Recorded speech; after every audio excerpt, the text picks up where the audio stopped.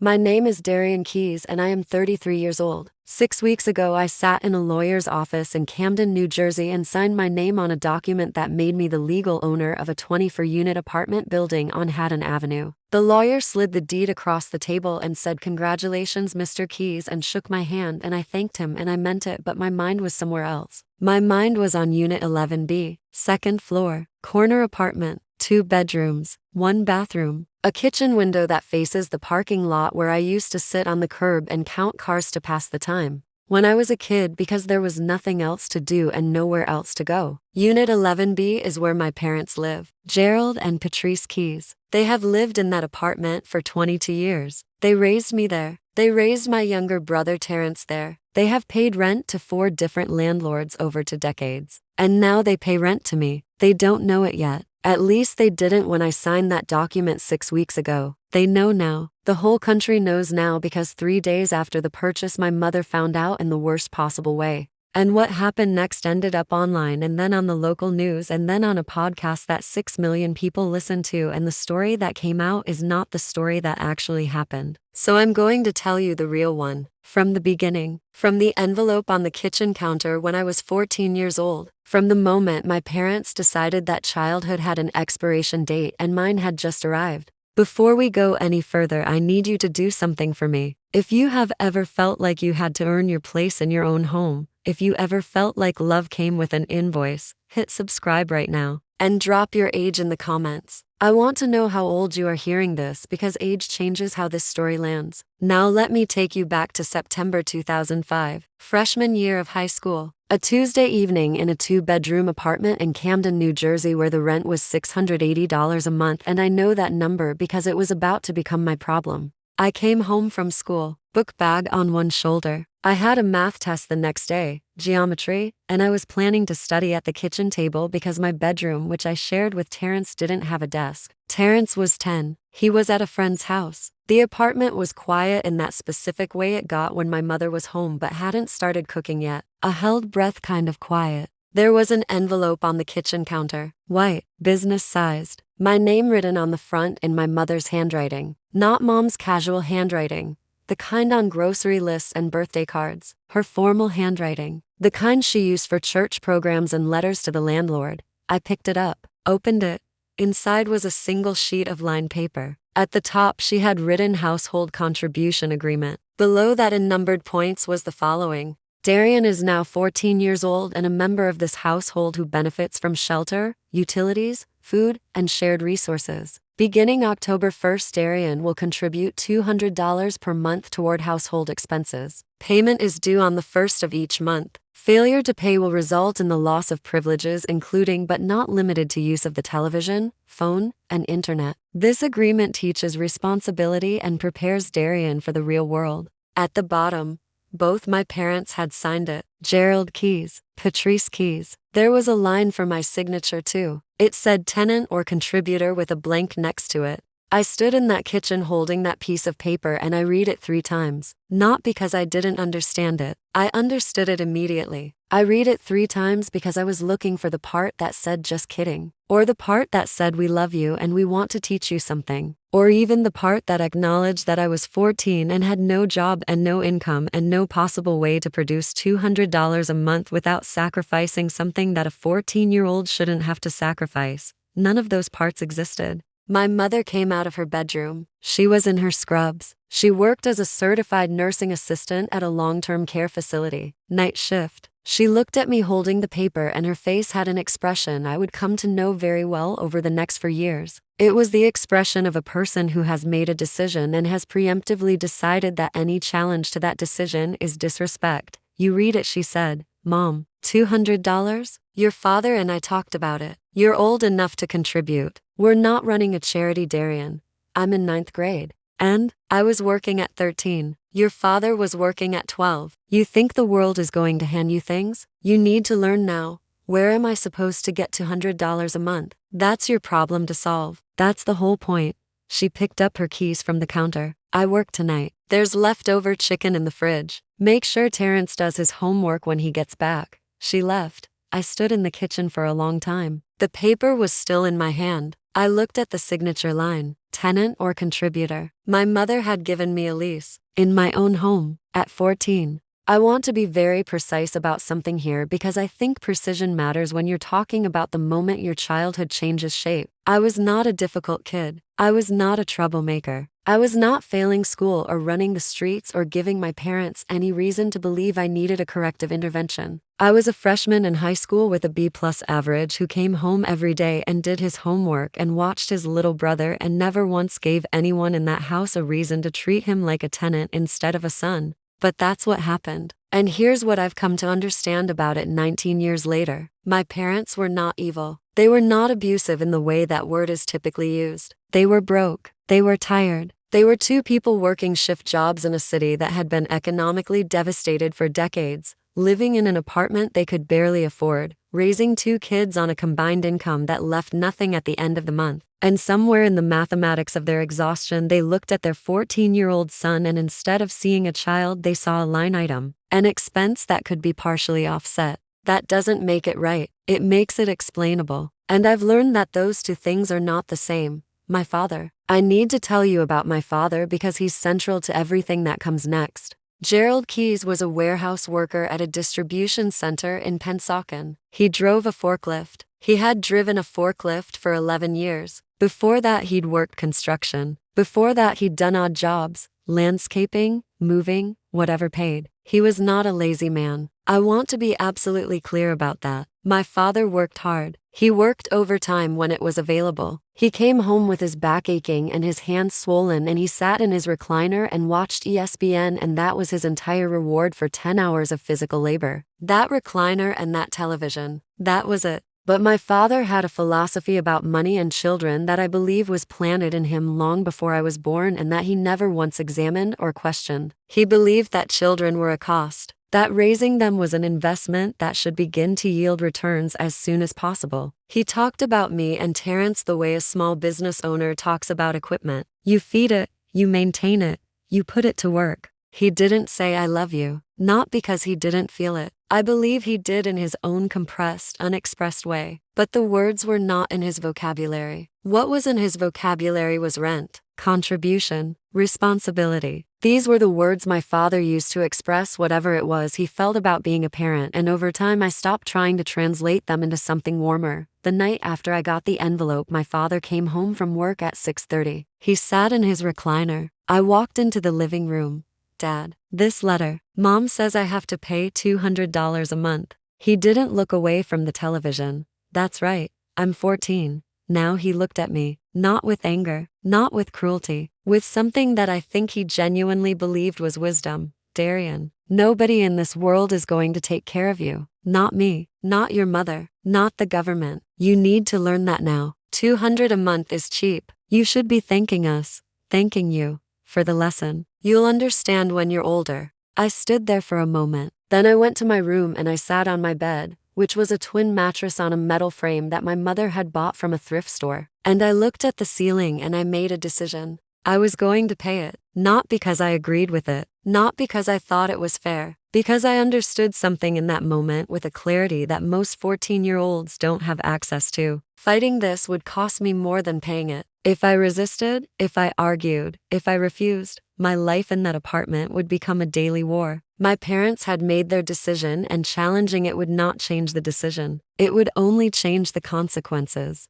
So I got a job. I walked into a corner store 6 blocks from our apartment and asked the owner, a man named Mr. Farrad, if he needed help. He looked me up and down and said, "How old are you?" I said, 14. He said, "Can you stock shelves and count change?" I said, yes. He said, "I'll give you $5 an hour cash, 3 days a week after school." I did the math in my head. 3 days a week, 4 hours a day, $5 an hour, $240 a month. That left me $40 after the rent payment to my parents. $40 a month for everything else. School supplies, bus fare on days when it rained, the occasional bag of chips from the vending machine. That constituted my entire luxury budget. I started the next day. Let me tell you what it's like to be 14 and working after school while your classmates are playing basketball and going to the movies and being 14. It's not dramatic. It's not cinematic. It's just erosion. A slow grinding away of the things you're supposed to have at that age. Free time, lightness, the feeling that someone else is handling the big stuff so you can focus on being young. I stocked shelves. I swept floors. I counted inventory. I learned how to make change fast and how to spot a counterfeit $20 and how to talk to customers who were rude without being rude back. Mr. Farid was a good man. He was Pakistani, had come to the US in the 90s, built his store from nothing. He didn't ask me why I was working at 14. I think he already knew. Camden was full of kids like me, kids whose childhood had been itemized. Every first of the month I put $200 in an envelope and left it on the kitchen counter. My mother would pick it up, count it, and put it in her purse without comment. No thank you, no acknowledgement. The transaction was completed and that was that. My father never mentioned it either. The payment was simply expected the way rent is expected, because that's what it was, rent. I was paying rent to live in the home where I was born. Terrence did not have to pay. I need to make sure you hear that. My brother, who was 4 years younger, was exempt from the household contribution agreement. When I asked my mother why,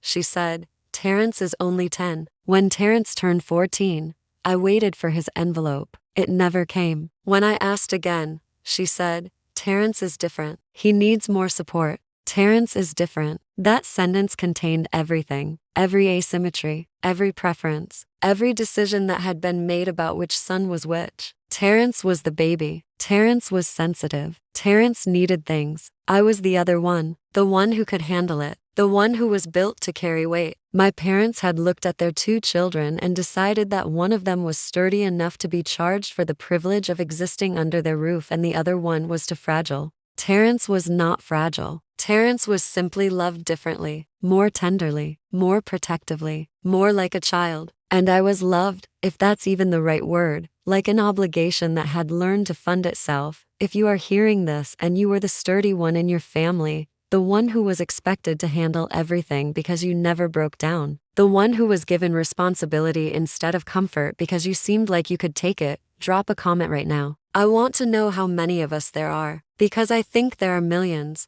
Sophomore year, junior year, senior year, 3 years of paying rent, 3 years of working after school and on weekends, 3 years of watching Terrence get things I was never offered. Not extravagant things, small things. A new pair of sneakers without having to ask. A birthday. Dinner at an actual restaurant. The simple, unquestioned assumption that he was a child, and children are provided for. I was not provided for. I was a revenue stream. But something happened during those 3 years that my parents did not anticipate and could not have predicted. I became exceptional, not because I wanted to, because I had no choice. When you're working 15 hours a week at 14, you learn time management the way soldiers learn to march, through repetition and necessity. When you're paying rent, you learn financial literacy not from a textbook but from the monthly terror of wondering if you will make the number. When you're watching your parents treat your brother differently, you learn something about systems, about how they distribute resources, about who gets supported and who gets taxed, and that knowledge burns itself into your brain and becomes a lens you see everything through.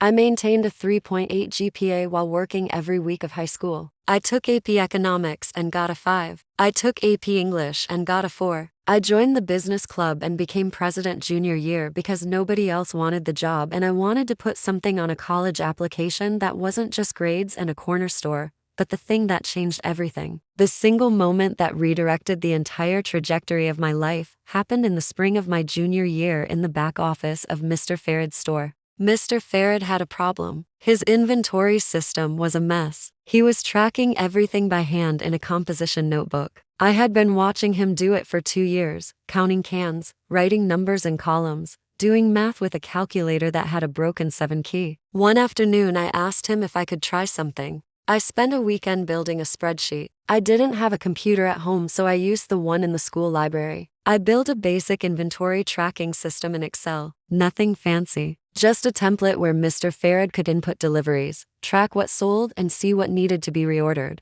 I color-coded it because I knew he'd respond to visual simplicity. I showed it to him on a Monday afternoon. He stared at the screen for a long time. Then he looked at me.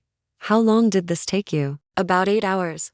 You did this for free? You pay me $5 an hour, Mr. Farad. I couldn't charge you for this even if I wanted to. He was quiet for a moment. Darian, this is worth more than stocking shelves. You know that, right? I didn't know that. Not yet, but I was about to learn. Mr. Farad told his cousin who owned a laundromat about the spreadsheet. The cousin asked me to build one for his business. He paid me $75. Then Mr. Farad told a friend who ran a barber shop. Another spreadsheet. Another $75. Then a woman who owned a daycare. Then a guy with a small trucking operation. In 3 months, I had built inventory and tracking systems for 9 small businesses in Camden, all of them basic, all of them in Excel, all of them solving the same problem. Small business owners drowning in paper who needed someone to translate their chaos into something they could read. I was making more from spreadsheets than from stocking shelves. And more importantly, I had discovered something about myself. I could see systems, not just the numbers inside them,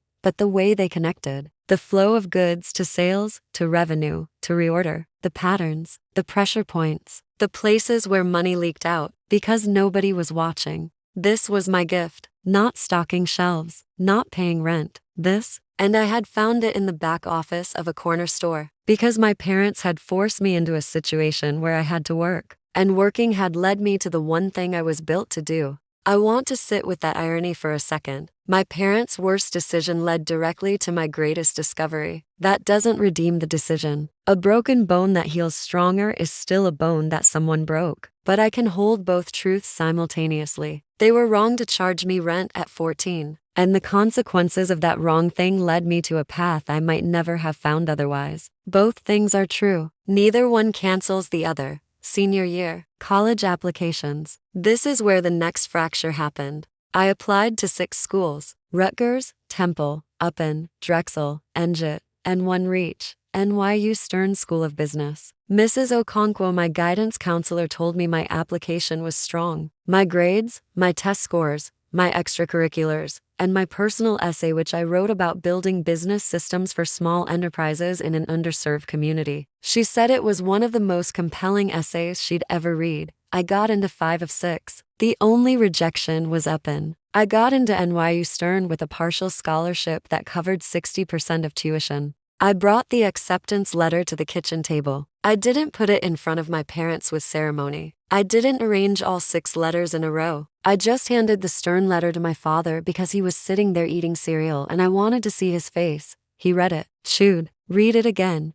New York, he said. NYU Stern. It's one of the top business schools in the country. How much? Even with the scholarship, the remaining tuition plus living expenses in Manhattan was significant. I told him the number. He laughed. Not a small laugh, a real laugh, the kind that involves the head going back and the chest shaking, a laugh of genuine amusement, as if I had told him I was planning to fly to the moon on a bicycle. Darian, where is that money coming from? I was hoping we could talk about that. He set down his spoon. You want me to pay for you to go to school in New York City. I want you to help. The way parents help their kids go to college. He looked at me for a long time. Then he said something that I carry with me to this day, not as a wound anymore but as a fuel source, a piece of coal that has been burning in my chest for 15 years and shows no sign of going out. You've been paying your own way since you were 14. Why would you stop now? He picked up his spoon and went back to his cereal. My mother was at the sink. She didn't turn around. She didn't say anything. She just kept washing a dish that I'm fairly certain was already clean. I stood in that kitchen and I felt something harden inside me. Not break. Harden. There is a difference. Breaking is what happens when you can't carry the weight. Hardening is what happens when you decide to carry it differently. When you stop hoping the weight will be shared and you start engineering a structure that can bear it alone. I went to my room. I sat on the twin mattress. I opened my laptop, the first one I ever owned, bought with spreadsheet money, and I began calculating. Student loans, federal aid, work-study, the partial scholarship. If I worked full-time during summers and part-time during the school year. If I found the cheapest possible housing. If I ate the cheapest possible food. If I gave up every comfort and every luxury and every margin for error. I could do it. Barely, painfully, but I could do it. The next morning I signed the acceptance letter. I didn't tell my parents. I mailed it from the post office on my way to school. 2 weeks before I left for NYU, I stopped paying rent. I put my last $200 on the counter at the end of August. I had paid $200 a month for 48 months, $9,600. I was 18 years old and I had paid my parents $9,600 in rent during my teenage years. My mother counted the last payment and put it in her purse and said good luck in New York. My father was at work. He didn't say goodbye. I left for college on a Greyhound bus with 2 suitcases and $430 in my checking account. Nobody drove me. Nobody carried boxes. Nobody cried in a parking lot. NYU Stern is where I became Darian Keyes. Not the kid from 11B. Not the tenant. Not the line item. The actual person. I arrived on campus with less money and more hunger than anyone in my cohort. These were kids from Westchester and Greenwich and Bethesda. Kids whose parents paid full tuition without blinking. Kids who talked about summer internships at their father's firm and spring break in Tulum. Kids who had never held a mop or stocked a shelf or counted out $200 in 5s and 10s and left it in an envelope on a kitchen counter so they could continue living in their own home. I didn't resent them. Resentment is a luxury and I couldn't afford luxuries. I studied them. I learned their patterns, their networks, the way they talked about money with ease instead of anxiety. I learned the language of wealth not by having it but by being immersed in it, the way someone learns a foreign language by moving to another country. First semester I got a 3.9. I joined the Entrepreneurship Society. I started building systems again. Not for corner stores this time, but for student organizations that needed operational structure. The campus newspaper, the events committee, a student-run tutoring service that was hemorrhaging money because no one was tracking hours or payments. I fixed them all, quietly, efficiently, the way I had fixed Mr. Farad's inventory. See the system, find the leak, build the structure, move on. My professor in my introductory management course was a man named Dr. Howard Greenfield. He was 60 years old, had spent 25 years in management consulting, and had the demeanor of someone who had seen every kind of student and was no longer easily impressed. He was impressed by me. After a presentation I gave on operational efficiency in small businesses, he asked me to stay after class. Mr. Keyes, where did you learn to see systems like that? A corner store in Camden. He looked at me over his glasses. Tell me more. Those 2 words again. Tell me more. The same words I would hear from every mentor who mattered. The words that my parents never said. I told him. All of it. Mr. Farad. The spreadsheets. The 9 businesses. The inventory tracking. The pattern recognition. He listened with his arms crossed and his head tilted the way engineers look at a machine they didn't build but want to understand. You have something, he said when I finished. A natural capacity for operational architecture. I've seen it maybe 5 times in 25 years of teaching. He became my advisor. He connected me with alumni in consulting and operations. He wrote recommendations that opened doors I didn't even know existed. He treated my background not as a deficit, but as a credential. You understand scarcity, he told me once. That's worth more than any case study. Sophomore year, I co-founded a company. A real one, not a student project, a company. My co-founder was a woman named Priya Narayan, computer science major at Camden. She could code the way I could strategize, fast and instinctively. We built a platform called OpsGrid, a cloud-based operations management tool designed specifically for small and micro businesses. The businesses I'd been building spreadsheets for. The businesses that couldn't afford SAP or Salesforce but desperately needed something better than a notebook and a broken calculator. The idea was simple. Give small business owners the same operational visibility that Fortune 500 companies had, but at a price point and complexity level that a barber shop owner or a laundromat manager could actually use. We launched a beta with 40 businesses in the tri-state area. Within 6 months, the feedback was overwhelming. Business owners were saving an average of 12 hours a week on administrative tasks. Revenue tracking accuracy improved by 40%. Reorder timing improved by 60%. I called home after we hit 100 users. I don't know why. Some reflex. Some residual need to report. My mother answered, "Hey mom, I started a company." A company? Yeah, a software company. For small businesses. Silence. The specific silence of someone who doesn't know what to do with information that doesn't fit the narrative they've already written. That sounds risky, Darian. It is. Are you still working? Like a regular job? The company is the job, mom. Another silence. Well, your brother just got promoted at his job. He's a shift supervisor now at the warehouse. Your father is very proud. Terrence was 19 and working at a warehouse, the same kind of warehouse our father worked at. This was, in my parents' framework, the correct trajectory. Work, earn, contribute, the cycle repeating itself, the ceiling, replicating across generations. I was building something that could break that cycle. And my mother's response was to tell me about Terrence's promotion. I said that's great for Terrence, and I meant it, and I hung up and I never called to report my achievements again.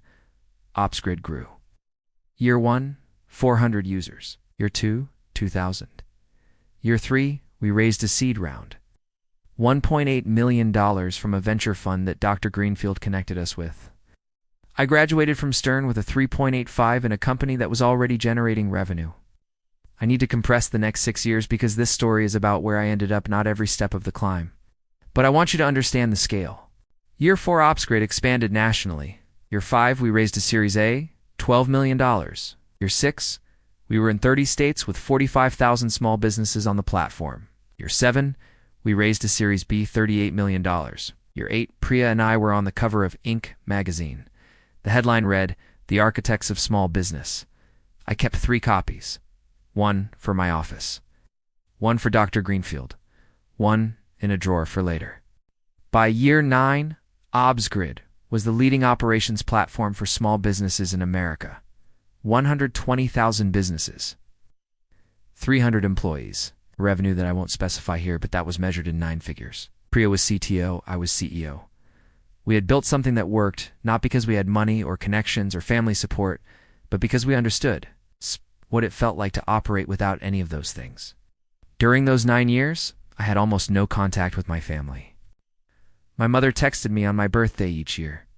"Happy birthday, Darian," sometimes with a cake emoji, sometimes without. My father never contacted me, not once, not a text, not a call, not an email.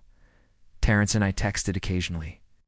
He was still in Camden, still at the warehouse. He'd gotten married, had a daughter, was living in a house he rented in Pennsauken. He seemed content. Not happy exactly, but content in the way that people are content when they've accepted the perimeter of their life as permanent. I sent Terrence $10,000 when his daughter was born, anonymously through a cashier's check. I didn't want credit. I didn't want a conversation. Just wanted his kid to have something I didn't. A cushion. He never found out it was from me. At least I don't think he did. Now let me tell you about the building. Because the building is where everything converges, and the building is what brought you here. January of this year, I got a call from a real estate broker I'd been working with on commercial properties in New Jersey. I'd started investing in real estate 2 years earlier. Small multifamily buildings in transitional neighborhoods. It's not for speculation. It's for stabilization. My thesis was that small apartment buildings in underserved cities could be acquired, renovated, and managed in a way that was both profitable and ethical.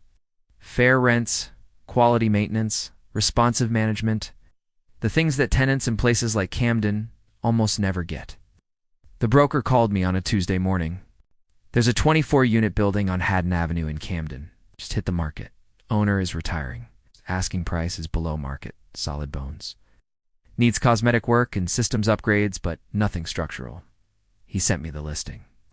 I opened it on my phone. I saw the building, the brick facade, the parking lot, front entrance with the metal awning that had been there since I was a kid. And then I saw the address and the floor plans, and I recognized the layout immediately because I had lived inside it for 18 years. This was my building, the building I grew up in, 11B. Second floor, corner apartment, kitchen window facing the parking lot where I used to count cars, stared at my phone for a long time. Then I called the broker back. "I want to see it today." He drove me down from Manhattan. I stood in the parking lot and I looked up at the building, and I felt something that I can only describe as vertigo. Not the physical kind, the temporal kind. The feeling of standing in 2 moments at once. The 14-year-old counting out rent money, and the 33-year-old with a net worth that could buy this. Building 50 times over, standing in the same parking lot, looking at the same brick, breathing the same air. I walked through the building. Every unit, every hallway, every stairwell. The carpet had been replaced since I lived there, but the walls were the same. The dimensions were the same. Feeling was the same. That particular heaviness that cheap apartment buildings have, the weight of too many lives compressed into too little space. I stopped at 11B. The broker knocked. No answer. Nobody home. Do you know who lives here? I asked. He checked his notes. Keys. Gerald and Patrice Keys. They've been here 22 years according to the lease records. 22 years they were still here, still in the same apartment, still paying rent. My father's still driving a forklift. My mother's still working as a CNA. Still in the same orbit they'd been in when I was born. Nothing had changed. Nothing except me. I asked the broker one question. What are they paying? $1,100 a month. He paused. Below market, actually. The current owner hasn't raised rents in 4 years. In 2005, it was $680. Over 22 years, my parents had paid somewhere in the range of $220,000 in rent for an apartment they would never own. $250,000 paid into a building they had no equity in. Oh, stake, no ownership. Just a monthly transaction and a roof. I bought the building cash. The number is public record, so I won't pretend it's private. $2.1 million. I created an LLC called Cornerstone Camden Properties. I hired a property management company out of Philadelphia to handle operations. I instructed them to begin renovations on common areas immediately, and 2, provide every tenant with written notice that the building was under new ownership and that rents would not be increased for a minimum of 2 years. I did not tell my parents.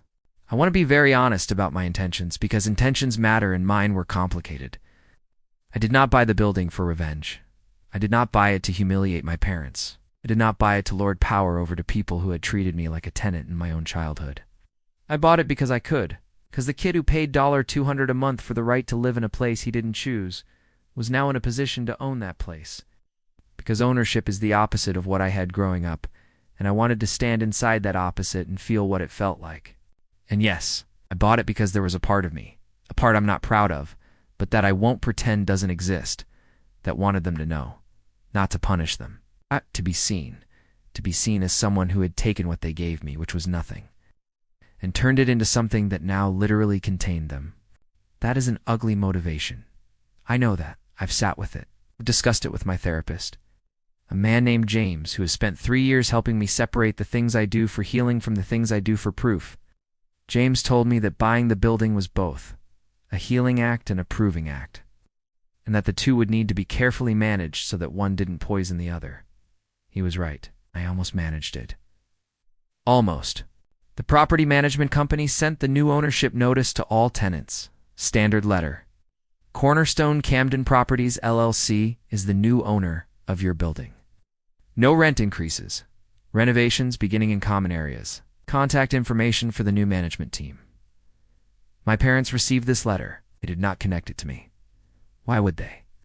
They didn't know I invested in real estate. They didn't know I was a multimillionaire. They didn't know much of anything about me because they had never asked. What happened next was not my plan.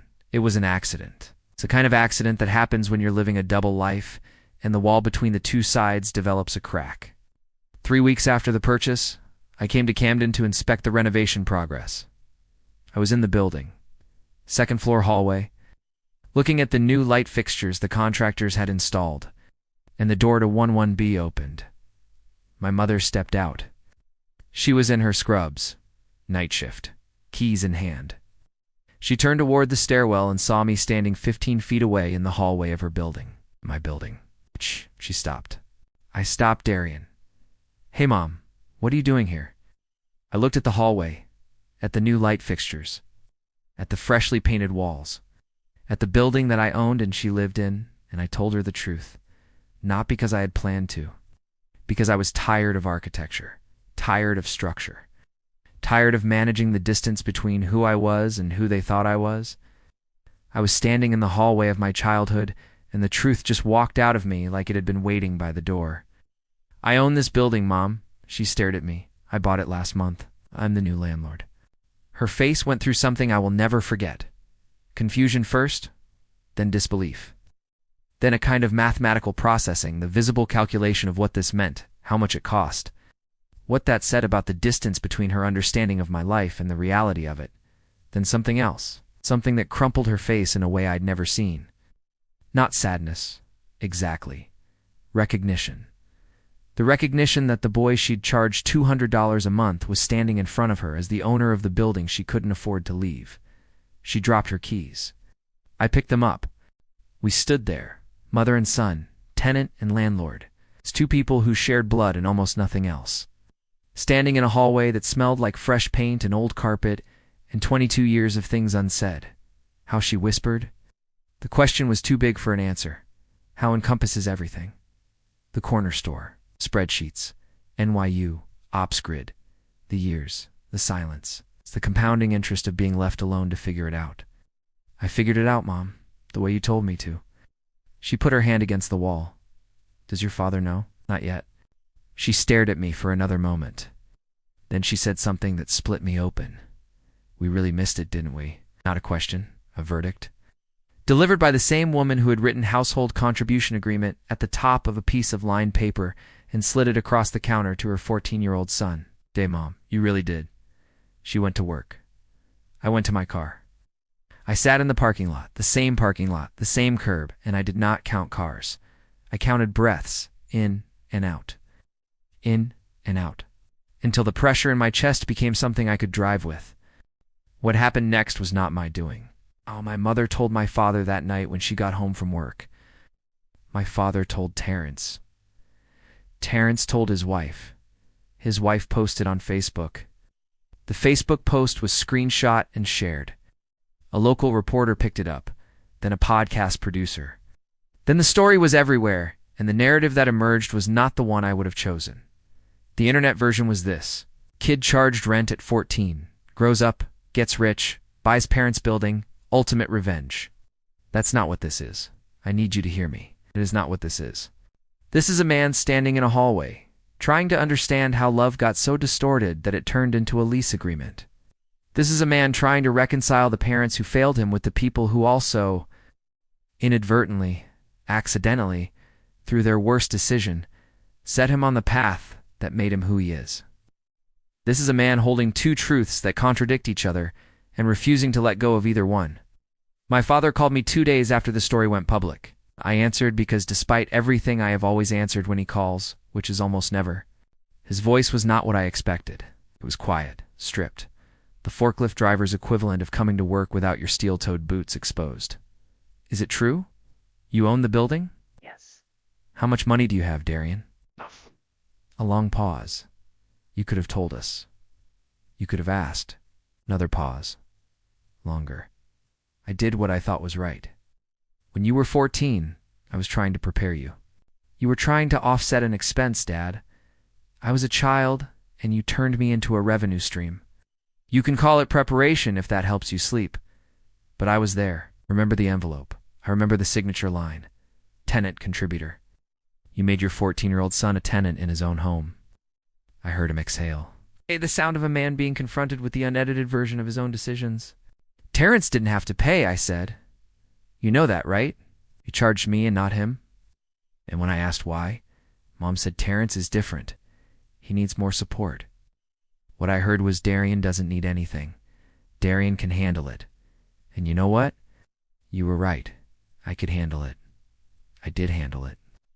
But a kid being able to handle something is not the same as a kid being okay with it. And I was not okay. I was 14, and I was not okay, and nobody in that apartment ever once asked me if I was. The longest silence of the call, maybe 30 seconds, maybe a minute. Time does strange things when you're standing inside a conversation you've rehearsed for 19 years. Then my father said something that I did not expect, something that cost him everything. I know this because I could hear the price of it in his voice, the weight of a man lifting something he has never picked up before. I was wrong. 3 words. 19 years late. But there. I didn't respond immediately. I let the words sit in the air, let them exist as sounds before I processed them as meaning, because I wanted to feel them, not just hear them. Thank you for saying that, Dad. What happens now with the building? I'm not raising your rent. I'm renovating the building, making it better for every tenant, including you. And as for us, I don't know. But I know that I didn't buy this building to punish you. I bought it because I needed to own the thing that once owned me. I needed to hold the deed to the place where I learned that I was on my own, not as revenge, as proof. Proof that being on my own was enough. He was quiet. I need you to hear something else, Dad. The $9,600 I paid you in rent between 14 and 18 was the best investment I ever made. Not because it was right, because it was wrong. And the wrong thing made me build a life that right things never would have. You broke something in me in the broken places where the light came through. I don't thank you for that. But I don't hate you for it either. I just need you to see it clearly. Can you do that? I'll try. Trying is a start. We hung up. 2 weeks later, I went back to Camden. It's not for the building. For a conversation. My parents, Terrence, his wife Keisha, and me. Around the kitchen table in 11B. The same table, the same kitchen. Different everything. My mother had made food. Too much food. The way people cook when they don't know what else to do with their hands. We sat down. It was awkward. It was uncomfortable. It was necessary. I set something on the table. Folder. Inside was a spreadsheet. Not OpsGrid. An old one. The first one I ever built. Mr. Farad's inventory tracker. Printed out. Dated. This is where it started, I said. The back of a corner store because I needed to make $200 a month because you told me I had to. My mother looked at the spreadsheet. My father looked at the spreadsheet. Terrence looked at me. You never told me they charged you rent, he said. His voice was tight. It wasn't your burden to carry. It wasn't yours either, Darian. You were 14, I know. My mother started crying. Not performative tears. The ugly, involuntary kind. The kind that come from the part of you that has been storing something too long and the container finally cracks. I'm sorry, she said. I'm sorry. She said it until the words lost their shape and became just sound. Yeah, my father put his hand on her back. His jaw was working. His eyes were wet, but he held it. The man who never said I love you, holding it. I have conditions, I said when the room was quiet enough. If we're going to rebuild this, and I don't know if we can, but if we're going to try, I have conditions. You go to family counseling, both of you? Not for me? For yourselves. You need to understand why you did what you did so you never do it to anyone else, especially not Terrence's daughter. My father nodded. Once. Hard. And you stop treating your children like investments. We are not returns on a balance sheet. We are people. Flawed and complicated and worthy of being loved without a monthly payment attached. My mother wiped her face. And one more thing. I'm keeping the building. Not as leverage, as a promise. I'm going to make it better than it's ever been. Every unit, every hallway, every family in this building is going to have a landlord who sees them as people and not as line items, including you. Terrence reached across the table and grabbed my hand. He didn't say anything. He just held on. His grip was strong. Warehouse strong. Our father's hands. Last week I was in the building again. Renovations are halfway done. New windows on the first floor. Updated plumbing. The parking lot repaved. A small garden area where the dumpster enclosure used to be. A resident, an older woman from 6A named Mrs. Patterson, stopped me in the lobby. You're the new owner, right? Yes, ma'am. She looked around the lobby. New paint. New mailboxes. A bench by the elevator that hadn't been there before. Nobody ever fixed anything in this building before you, she said. We'd call and nothing. Now everything works. That's how it should be. She looked at me for a long moment. You grew up here, didn't you? I did. She smiled. Came back to fix it. Something like that. She patted my arm and got in the elevator, and I stood in the lobby of the building I own. The building I grew up in. The building where I was charged rent at 14. And I thought about Mrs. Patterson and Mr. Farad and Dr. Greenfield and Priya and every person who had looked at me and said, tell me more, when the people who made me had said, that's your problem to solve. I thought about the envelope on the kitchen counter. White, business-sized, household contribution agreement. And I thought about the deed in my safe. Also white, also business-sized. But this one says owner. Same paper, different power. A lifetime between them. I'm standing in the parking lot now. It's evening. The streetlights are coming on. Through the window of 11B, I can see the kitchen light. My parents are home. They're making dinner. The window is open, and I can hear something I've never heard from that apartment before. Laughter. Both of them. Laughing at something I can't see. It doesn't fix anything. Laughter doesn't erase 19 years. But it's a sound I didn't know that kitchen could make. And knowing it can makes the next step. Whatever that step is, feel possible. My name is Darian Keyes. I am 33 years old. I own a company that serves 120,000 small businesses. I own a building in Camden, New Jersey, where 24 families live, including the 2 people who charged me rent when I was a child. I am not a success story. I am a survival story that learned how to compound. In that envelope, the one my mother left on the kitchen counter in 2005, I still have it. Keep it in the same drawer as the deed, not as a trophy, as a reference point. I never forget the distance between where I started and where I stand. If you're watching this and you were the kid who had to grow up too fast, the one who was handed adult problems in a child's body, the one who was told figure it out when you should have been told I've got you, I want you to know something. You were never the problem, the system that made you carry weight. You weren't built to carry yet. That was the problem. And if you survived it, if you're still here, still building, still climbing, then you already have the only proof you need.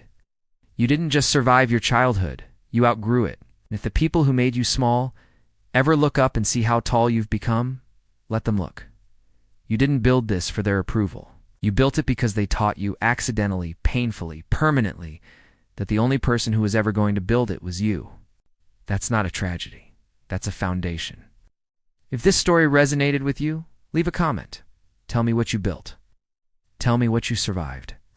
And if you haven't subscribed yet, do it now, because the next story I'm going to tell might be the one that changes how you see everything. Thank you for being here. See you next time.